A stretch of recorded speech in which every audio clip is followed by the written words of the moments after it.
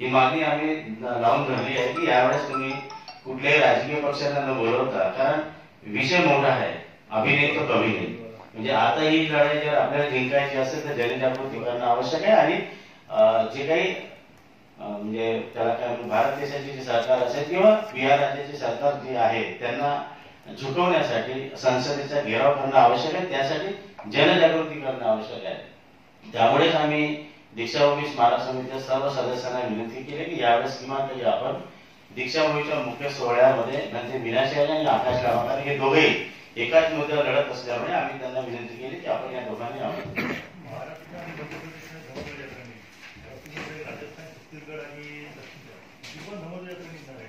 धर्मोदर यात्रेच्या माध्यमातून, परंतु ती यात्रा आम्ही अशी गंधी विनाशी यांना विनंती केली की ती यात्रा आता एकटे करू नका, तर आकाश लावाला सोबत घेऊन करा.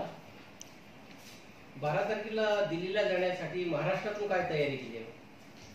महाराष्ट्रामधून आम्ही आता हळूहळू म्हणजे ती आता भारतीय दिनाचर्य जे आहे ते 29 तारखेला नागपूर केलं आहे आणि आल्याच्या नंतर त्यांना त्यांच्यासोबत चर्चा करून समोरच्या आपल्याला जे नियोजन आहे ते आम्हाला सांगता येईल.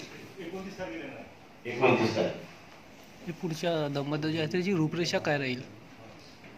ज्या पद्धतीने आता जी धम्मध्वज यात्रा निघाली आहे त्याच लाईनवरती यात्रा असेल. प्रत्येक जिल्ह्यांमध्ये तिथले जे राजस्थान असो, जे राज्य आहेत, गुजरातचे राज्य आहेत, ज्या ज्या ठिकाणी बुद्धिस्ट पॉप्युलेशन आहे किंवा जो रूट जसा फायनल होईल त्या त्या पद्धतीने आपण समोर. त्या समारोप कार्यक्रमासाठी आकाश लामा आले नाही कुठेतरी असं आहे की आकाश लामाजींना मी प्रत्येक ठिकाणचे आमंत्रण दिलेलं आहे. जसं की चंद्रपूरमध्ये मोठ्या प्रमाणावर त्या ठिकाणी सभा झाली, त्या ठिकाणचे आमंत्रण आम्ही आकाश लामाला लेखी स्वरूपात दिलेलं होतं. गडचिरोली जिल्ह्याचे दिलं होतं आणि मध्य प्रदेशचं पण आमंत्रण दिलं होतं. आता होऊ शकते त्यांच्याकडे व्यक्तिगत दुसरे काही कार्यक्रम असतील त्यामुळे ते येऊ शकले नसावेत. ते जो संसदला येतो असे म्हणाले होते तरी पण ते पोहोचले नाही. आता याबद्दल तेच माहिती सांगू शकणार. आपलं काम आहे निमंत्रण देणे, येणं नाही येणं त्या ती माहिती माझ्याकडे नाही. गणपती साहेब, आपण दीक्षाभूमी कमिटीला आपण निवेदन दिलेलं आहे की लामा आणि विनायचार्य भत्तेजीला स्टेजवर आमंत्रित केलं पाहिजे असं आपण निवेदन दिलेलं आहे. तर असंच 2 दिवसांनी चंद्रपूरला पण मोठा धम्मदीक्षेचा प्रोग्राम होते, तिथे पण आपण असं निवेदन दिलं आहे का?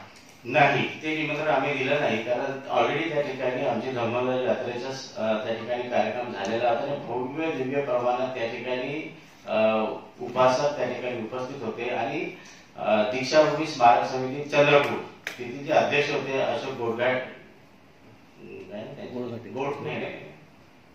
अशोक गोटेकर आणि त्यांचे दुसरे लहान त्या ठिकाणी स्वतः उपस्थित होते. अरुण गोटेकर.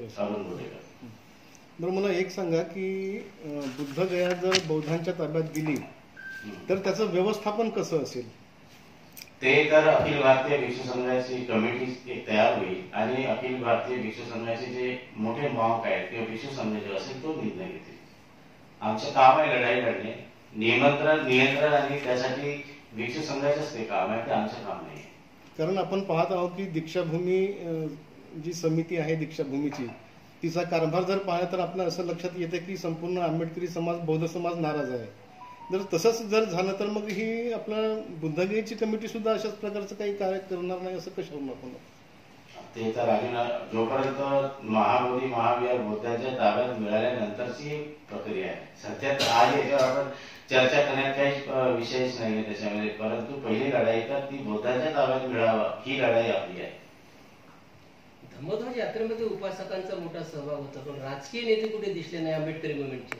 आता धम्मध्वज यात्रा निघाल्याच्या नंतर अनेक राजकीय पक्षांनी या ठिकाणी दखल घेतलेली आहे, ज्यामध्ये आता 14 ऑक्टोबरला सामाजिक न्याय मंत्री श्री रामदास आठवले साहेबांच्या नेतृत्वात सर्व रिपब्लिकन पक्षाला गटागटांना जवळ घेऊन ते मोठ्या प्रमाणावर आंदोलन त्या ठिकाणी करत आहेत.